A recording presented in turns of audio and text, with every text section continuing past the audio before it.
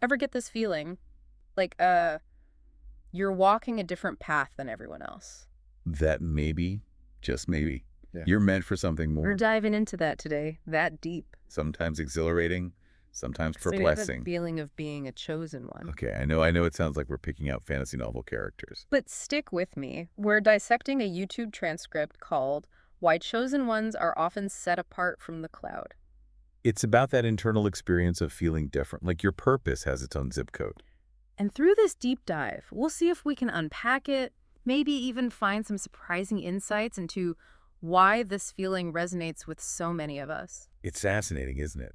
This sense of being set apart is like a thread woven through countless cultures and stories. We see it in myths, in religions, even in our own personal narratives. It's as if we're hardwired to search for meaning, for a sense that our lives hold unique significance. It's true. And our source dives right into one of the most common threads of this chosen one feeling, sensitivity. And I'm not talking about crying at dog food commercials, although, hey, no judgment there. This is about being almost spiritually sensitive. Like you experience everything, the good, the bad, the mundane, on a deeper level. Like instead of just watching the world go by, you're feeling its pulse. Every sight, every sound, every emotion seems amplified. It's almost as if you've got access to a hidden channel of information that most people haven't quite tuned into yet. Okay, I'm getting chills. Eh. And the transcript actually describes it as being more attuned to the spiritual realm.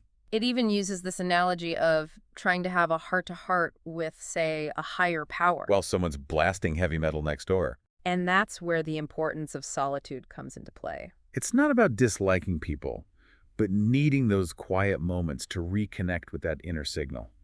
Think of it as finding a peaceful space within to process all those extra layers of experience. Makes sense.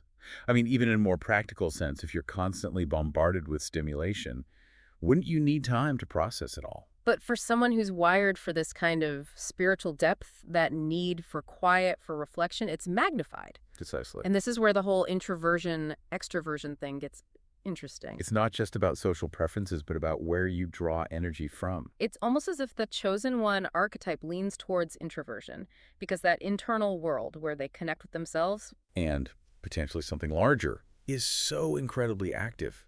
It's like their inner landscape is this vibrant, complex ecosystem that needs tending. okay, that's a beautiful way to put it. It's like having a garden in your soul, and you need that quiet time to tend to it, to let it flourish. And speaking of needing that space, the source uses a pretty powerful example. Jesus withdrawing from crowds to pray. Even he, with his, shall we say, busy schedule, recognized the importance of solitude.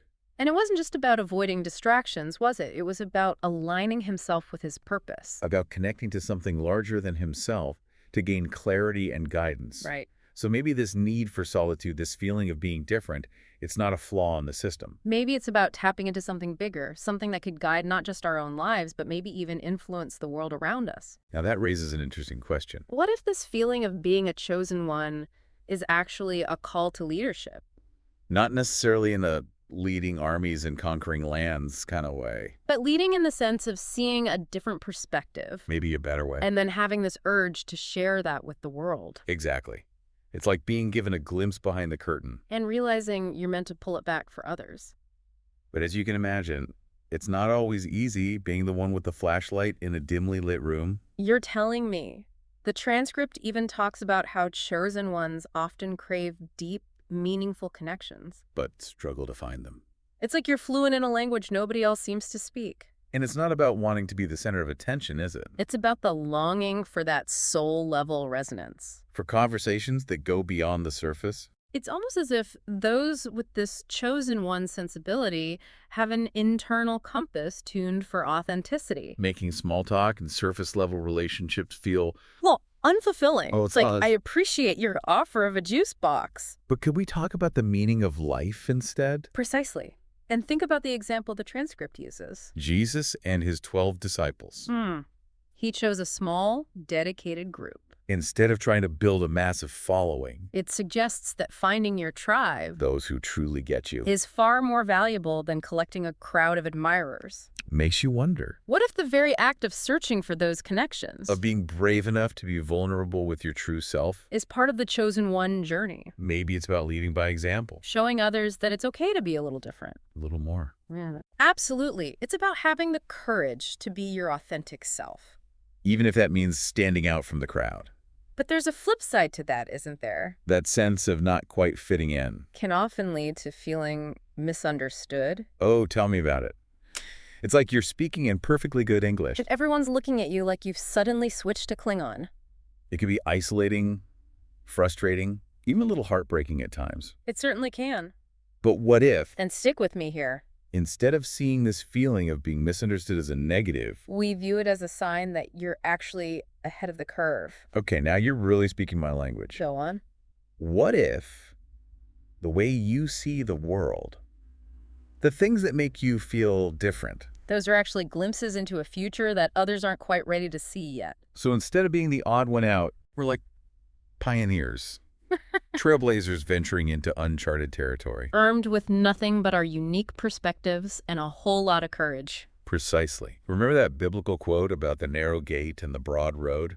The transcript uses it to highlight how choosing the path less traveled can be isolating. But ultimately more rewarding. Enter through the narrow gate.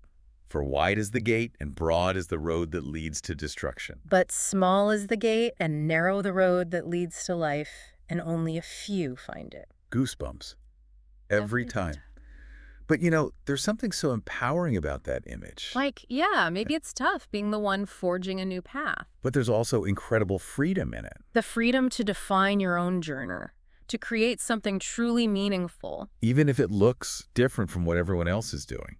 It takes courage to walk that path, to trust your instincts. Even when they lead you away from the well-trodden path. But imagine the view from that less traveled road. The discoveries waiting to be made when you dare to embrace your differentness. And that's where finding your people comes in, right? The source talks about how crucial it is for chosen ones to find their tribe.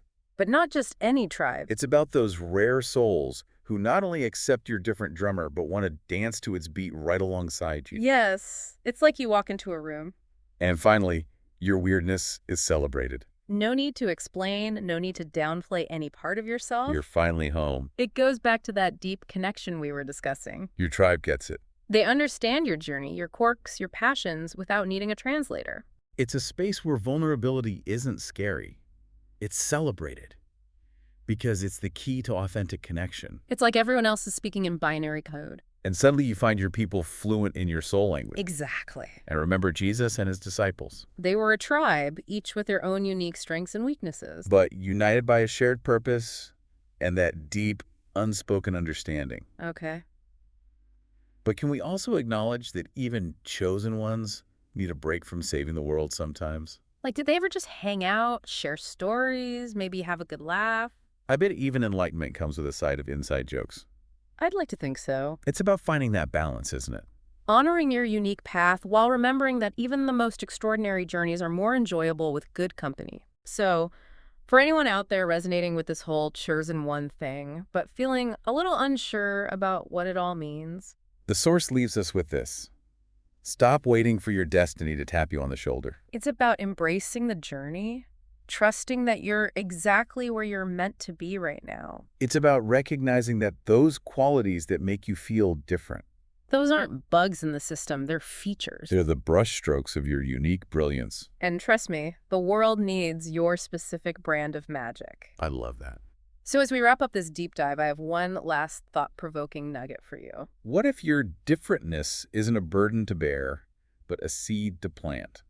Imagine the possibilities if you nurtured that seed, let it blossom into its fullest expression. What could you create? What impact could you have on the world? Remember, the path less traveled might be a little more overgrown, a little more challenging to navigate. But it's often the one that leads to the most breathtaking views. And who knows, you might even find a whole group of fellow chosen ones already there, eager to share the journey with you.